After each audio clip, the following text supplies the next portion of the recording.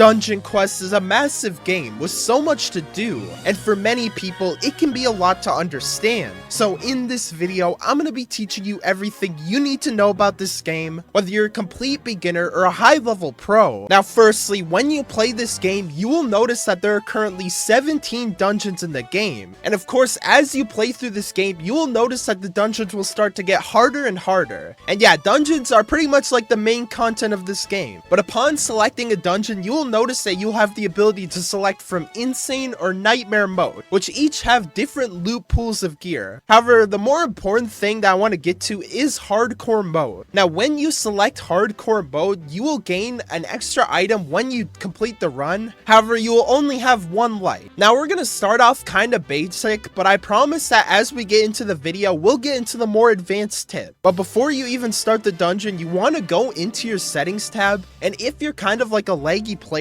go and turn off ability VFX, auras, along with damage number and combat VFX. Now what this is going to do is it's going to heavily reduce your lag. And yeah, you truly just want to make sure that you're running as well as possible. But when you start playing this game, you'll immediately notice that your main form of damage will actually be your spells, which can be activated with Q or E. And yeah, spells pretty much will account for like 99% of the damage that you can do, pretty much like killing all of the enemies. And of course, your sword swing really isn't going to do that much. Now we're already on the first boss, and bosses are going to function very differently to enemies, having much more difficult attacks. And of course, we'll get into bosses a little bit later. The more important thing I want to focus on is enemies. Now, when you're facing enemies, you'll notice immediately that there'll be like two different groups of enemies. There'll be like kind of the mages, which shoot long range attacks, and these warriors who are very closely chasing me. So how you're going to dodge attacks is you're going to really just want to circle the enemy. This is the strategy that I use, and is probably the best strategy. If you run circles around the enemies, you'll be dodging most of the attacks. As you can see, I'm really not even taking any damage. But whenever you play the dungeon, you will notice that there'll be like a timer, and pretty much that's how the dungeon will function. You want to beat the dungeon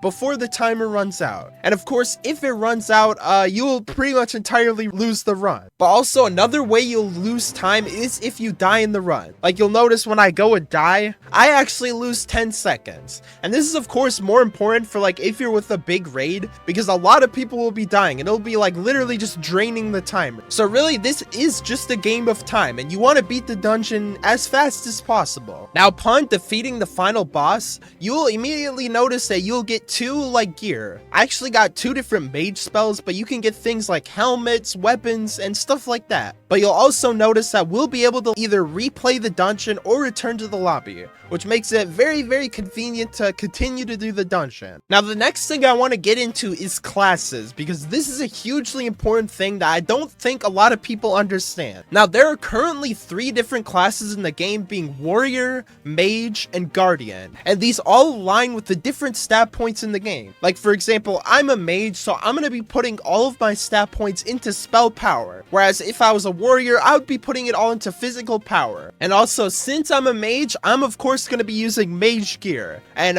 mage spells, which of course is going to allow me to do the most damage possible. So pretty much whenever I drop gear, it will be like a certain class. Like for example, this weapon is in physical damage, so this is a warrior weapon right here. However, this weapon that I'm using is a spell power weapon, which means it does mage damage. So you of course want to make sure that you're only using like stuff from your class. Do not like intertwine these things. And of course also only invest into your class. Now of course this goes even further when we go and upgrade items, because you actually do have the ability to do this in the game. So yeah, for example, like this runic mace is in mage power, so the only class that I would want to upgrade it is spell power. I would not want to upgrade it in physical or health. And this goes the same with armor. I only want to upgrade it in its specific class. Do not mix classes with like upgrading and stuff. Only upgrade things in that specific class. And of course, only use gear of your specific class. Now I'm currently a mage, mage, but let me go ahead and just switch into the warrior class to go and showcase that. Of course, since I'm a warrior, I'm always like equipping warrior armor, warrior weapons and stuff. And also, you might notice these two other things called rings, and I'll get into these a little bit later, but don't worry about them for now. And yeah, of course, I am investing all of my points into physical power as I am now a warrior. But since I'm a warrior, I will have a completely different inventory of spells. Now, what is the difference between warrior and mage? Well, there actually isn't that much of a difference.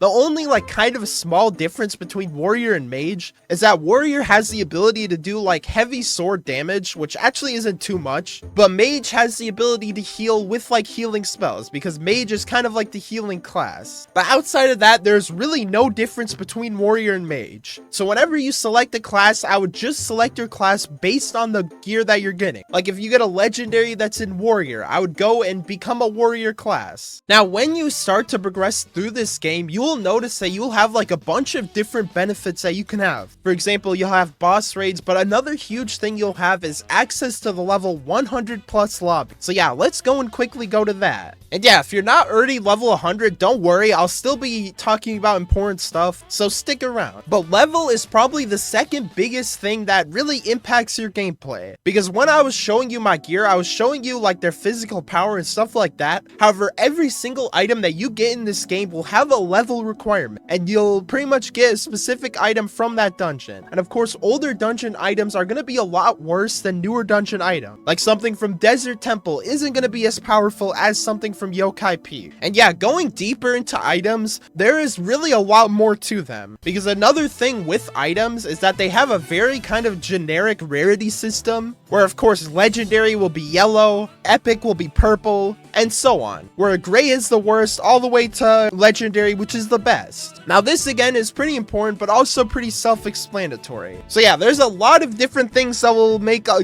weapon or item good, from its level requirement to its class to its upgrades, and then of course to its rarity. And really, those are the specific things you should be focusing on. However, there is another thing called collectables, which I'll get into a little bit later. However, the next thing I really want to talk about is progression. Now, of course, you're going to be progressing through this game by beating dungeons. This is something you probably obviously know, but you can also gain levels through doing like boss raids or wave defense, which I'll talk to a little bit later. Now, some things that will help you level up much faster is things like quests, where if you do like these certain quests, you will gain a bunch of XP, which will give you like more levels a lot faster. But also there are things like XP boosts, which purchasing will allow you to have like 2 times XP in dungeons. So yeah, there's a lot of ways to heavily boost your XP. However, something I want to specifically talk about is boss raids, since this is kind of a new addition. Now you'll notice that when you enter boss raids, it won't actually be a dungeon, but a raid with an entire kind of like arena. Now pretty much how this works is you fight a single boss, and defeating him will give you the same rewards as defeating like a dungeon. So yeah, let me just go and quickly kill this guy. And now that I beat the dungeon, I got a few things, and you'll also notice I got a few rings as well. Now boss raids is the only place where you can get rings, and of course rings are the extra pieces of gear besides your armor and your helmets. Now something a little bit unfortunate about boss raids is that you do have to be level 100 plus, and there are like 5 tiers ranging from level 100 to level 200, and that of course functions the same way as dungeon. So yeah, that's another way you can gain items, but you can also gain items through collecting daily reward,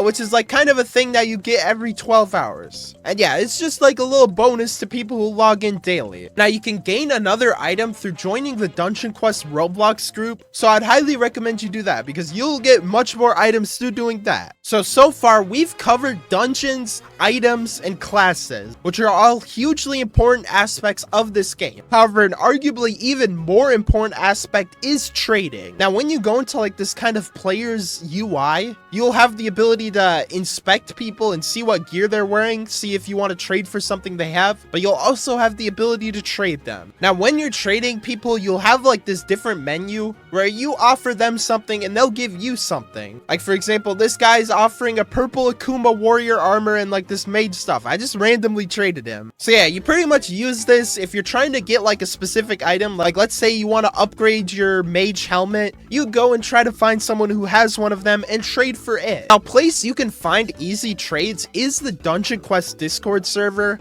which I would highly recommend you join if you're new to the game, because this will allow you to find trades like trading in old dungeons or trading in Yokai Peak, which will hugely speed up the process of trading. However, you have to be careful of who you are trading, because there are a lot of scammers and there are a lot of abilities to get lowballed. Like, people will lowball you in this game, and I would generally recommend that you don't trade for like items that people are currently using, because they're gonna really give you a bad deal on it. Like, for example, if I wanted to trade for like this guy's big old hammer over here, he's probably gonna give me a bad deal on it because, you know, he kind of needs it. But let's go into a dungeon to talk about my next thing, and my next thing is Gregg, who you may have noticed when playing this game. Now, I want to quickly explain what Gregg is because he's very important. Now, pretty much what Gregg is he's a random boss encounter that happens in any dungeon, and yeah, the way you can do damage to him is through collecting coins that he randomly generates. And of course, as you have more people, there'll be more coins. And yeah, when you get the coin, he'll be on like a stun phase to where you can openly deal damage towards him. And in any other point when his health is not red, you won't be able to do that much damage to him. As you can see, his health is blue, so I'm not going to be able to deal any damage to him. Now, this would seem like kind of a basic thing. However, there's an even more important thing that you'll get when defeating Gregg. So when you defeat any random Gregg encounter, you'll notice, oh my, yo, that's a rare drop. But anyways, you'll notice that you'll get like a certain material. Like, for example, I just got one piece of obsidian.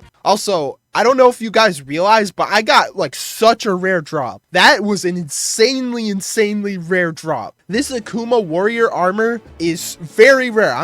That's actually crazy that I dropped that. But if you guys noticed, I got like an obsidian chunk, which is a certain material. Now, what you can do with these certain materials is go over to this guy who says craft legendary gear. And when you interact with it, you will see that you'll have the ability to craft different legendary weapons with the material that you got. Like, for example, I got an obsidian chunk from that dungeon, so that added 1 to the count up here. And of course, when you get enough materials, you can craft the weapon and move on to the next thing. Unfortunately, you can't just like go and craft the final weapon. You have to go and craft them in order. However, these weapons are very powerful. Like, especially this weapon right here is the most powerful weapon in the game. Since I'm a mage, I of course went for the mage path. I didn't really need to do warrior. But yeah, through defeating Gregg, you will get materials. And that's the only way you can get materials. So doing Gregg is very important. Now, one other thing to mention is that from your specific dungeon, you will get a specific piece of gear. Like, for example, you get Warforged metal through doing Desert Temple, or gold through doing Pirate Island. So you want to focus on whatever dungeon has the specific material you're looking for. And also, if I'm talking a little bit like too fast, you can always like rewind the video. I do have this video in chapters, but it's very important that you understand everything I'm telling you. Now, I mentioned before about the quest system that exists, which is this right here, the quest log. Now, whenever you actually go and complete all of the quests in a certain category, like if I were to go and complete all of my daily quests, you will actually get a currency called platinum. Like, for example, complete all 3 quests to receive 100 platinum. For weekly, complete all 5 quests to receive 1000 platinum. But what is platinum? Platinum pretty much is like the currency of this game, to where you can quite literally buy anything in the game. Like, you can buy cosmetics, you can buy boosts, and you can really just buy anything you can think of. So it's important that you go and stack up this platinum to be able to buy stuff for free instead of having to spend Robux. It's like a Robux spending alternative. However, the one thing it can't buy is game passes, which is the next thing I want to cover. Game passes are hugely important, and I heavily urge that if you guys are trying to get into this game, to go ahead and buy these game passes. And I'm just gonna kind of go through these one by one. The first game pass is extra item, and it is the most expensive game pass, but pretty much what this does is it gives you an extra item through every single dungeon that you do, and is by far the best game pass you can ever buy. If you were to spend Robux on one thing, get extra item. Now, of course, the next thing that we have is VIP membership, which gives you 20% more XP in dungeon. Now, 20% doesn't really seem like a lot, but trust me, it stacks up a heavy amount. So I would say after buying extra item, go ahead and buy VIP. Again, don't buy anything else in the game. Don't buy any cosmetics, don't buy any boosts before buying like these game passes. And of course, 2 times gold and free spell resets, I would not recommend you buy. These two, are not really that worth it, if I'm being honest. And I've gotten countless legendaries through this extra item game pass. Now, I've kind of briefly touched on this, but the kind of last thing you can purchase is boosts. I talked about the XP boosts and how they give you 2 times XP. However, there are things like luck boosts and speed boosts and HP boosts, which all are relatively self-explanatory. So yeah, I wouldn't really recommend you go and buy any of these boosts before getting the XP boost, because the XP boost is gonna definitely be the most important one. You can buy these ones, but they have a very minute effect, and they don't really do that much. And yeah, you can of course check your boosts in the top right corner of the screen. Now, something that I actually forgot to talk about is gold. Now, if you look at the top left corner of the screen, you'll see that I have 3.67 trillion gold. And of course, you can go and buy gold with platinum or Robux, which I highly recommend you do not do. But pretty much gold is just like items where you can gain gold through doing the run. However, the main way you're going to be getting gold is through selling your items. I would highly recommend that you sell all of the items that you don't need. For example, like all of the grays, the greens, the blues, stuff that really isn't that valuable. And yeah, this is where you're going to be getting, of course, most of your gold. This guy right here, he's going to give you a lot of gold. And again, you will be able to spend that gold on upgrading the gear. And it's kind of like just an endless cycle. Now, something else I want to touch up on that if you do not know, you will likely screw up pretty badly. And that is rare or collectible items. Now, there are certain items which may look bad at first glance, but are actually very good. Like, for example, this alien mage helmet right here seems like it would be very bad, as you know, it's a gray item and it doesn't seem to do that much damage. However, this item right here is actually a collectible item, and collectible items have a lot of value because they're extremely rare, and also they do much more damage than regular items. Like, for example, since I'm a pretty skilled player, I have a full set of like collectible warrior armor rather than like a basic set of warrior armor, which would do much less damage. So regardless of the color, collectibles will have more value, and you can tell if something is a collectible if the last number of its level requirement is a 6, or if it just does a lot more damage. But yeah, I could have an item of the exact same dungeon, of the exact same difficulty, and it could be like the most purple weapon out there, or purple item out there. It would still do way less damage than this. So it's important. Always check for the 6 at the end of the item that you have, because that's going to determine whether it's a collectible or not. So the next thing I want to talk about is group play, and I kind of wish I would have talked about this earlier, because this is kind of important. Now, whenever you play this game, the biggest tip I can have for you is to play with other people. I cannot stress this enough. Be playing with other people whenever you play this game. Like either like your friends if you have any, or just like random people through the global party system. So yeah, I have my alt here and I just want to show you the different effects that it has when playing with others. So of course, instead of playing solo, I'm just gonna go ahead and create the party. But whenever you create a party, people from every single server in the entire game